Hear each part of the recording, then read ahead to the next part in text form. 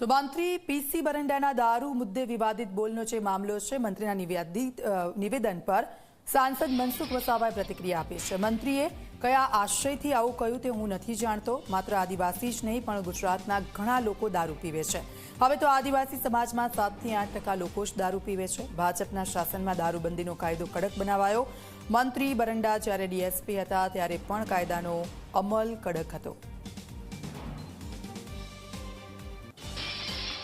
બરંડા સાહેબનું સ્ટેટમેન્ટ મેં જોયું છે, સાંભળ્યું છે.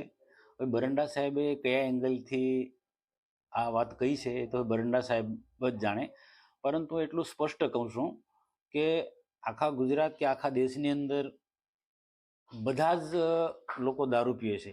એકલા ફક્ત ને ફક્ત આદિવાસી નથી પીતા. પણ એટલું હું સ્પષ્ટ કહું કે ગુજરાતમાં જ્યારથી ભારતીય જનતા પાર્ટીનું શાસન આવ્યું છે ત્યારે દારૂબંધીનો કાયદો કડક રીતના અમલ થઈ રહ્યો છે.